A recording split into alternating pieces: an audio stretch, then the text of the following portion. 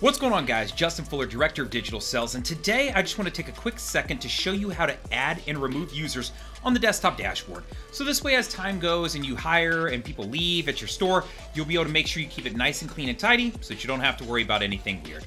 So let's hop onto the desktop dashboard, lm360.truespot.com, and I'll show you how to do it. So when you're looking at the dashboard as we are right now, up in the top right corner, there's going to be a tab and it says dashboard. If you click on it, there's a little drop down and it'll give you back office or dashboard. So we're going to go to back office. When you go to back office, it's immediately going to default to your user list. Now over on the left, you'll have some other categories that you can choose from. So things like system health and gateways and checkout dispositions if you wanted to add custom ones and whatnot. But for the sake of this video, I just want to quickly show you this. So if you're creating a user first, so we'll do that. I would go to create, and then from here, I want to add in an email for this person, right? And then I want a first name and a last name. So for the sake of this, since I'm already in here, I'm going to do John Dorian, right? So we'll do John Dorian at TrueSpot.com. And then in here, I would put in his first name, right? I would put in his last name and then pick a password for him, right? Which he can completely change his password if he wants, no big deal.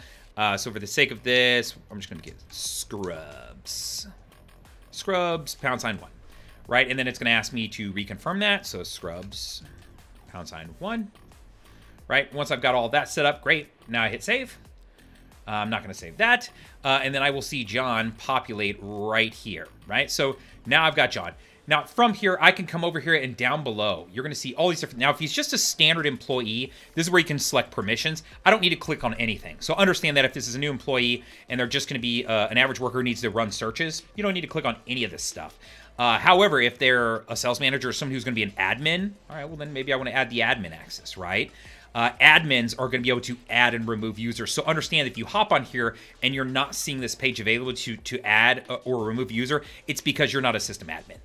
So you're going to need to make sure that you find someone who is to do this for you.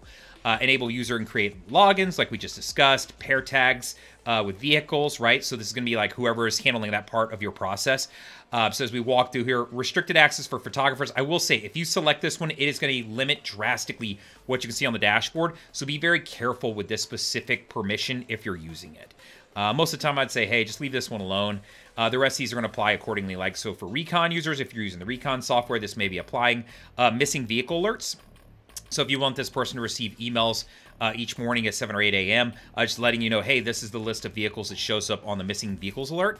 And you can see that on the dashboard, which I can actually show you here in just a second. But I want to follow through on this. Motion detection, if you have motion detection tags, understand that you can take advantage of that well. And then if you're using our OBD2 devices, know that you can take advantage of that as well, as far as a power cut or a motion detection alert. Now, to just show you on the missing vehicle alerts, what I would do is go back to that dashboard. So I'll go back to that real quick. Okay, so here we are on the dashboard, right? I'm just going to scroll across over here, and you're going to see last sightings right here. So I have one for inventory and one for keys. So what's going to happen is anything that's over, let's say, 72 hours or whatever threshold you tell us, you'll receive an email with these vehicles right here. So this way you'll understand each morning when you get up, you're coming into work, you can be like, okay, I got a list of a couple cars we haven't seen that have left the lot. Let me check on these, make sure. And in the email, it'll give you specific VINs. You don't have to come here and look at this. But it's just kind of nice to know that you can have that and take advantage of it if you want. So that's the back office, right? So I've added in my user, right? I've got John over here, and you know I've picked a couple things that apply to him for whatever his position is. Great, we're good to go. Right, so from there I can move along and go down to my next employer, whoever I need to. Now, if I need to remove him, no big deal. We can do that as well. Over to the right of his name, right here in the middle of the screen, there's a trash can I can hit. I hit that and it says, are you sure you want to remove John? Select yes. Boom. Now he is going to be taken off of this list. So this way I can keep things updated nice and clean. All right, guys, so hopefully that gives you a good understanding of how to add and remove users using the desktop dashboard. Now, understand that I have a lot of other videos, so if you need help, know that there are some how-to videos for you. Outside of that, if there's something you can't figure out, know that you can always give me a call, text, email, or we can set up some time to hop on a Zoom call if that makes it easier to just kind of walk you through whatever the case may be. So I will throw up all my info at the end of this video so that you'll have it available to you. So feel free to reach out to me. Other than that, appreciate it. Later, guys.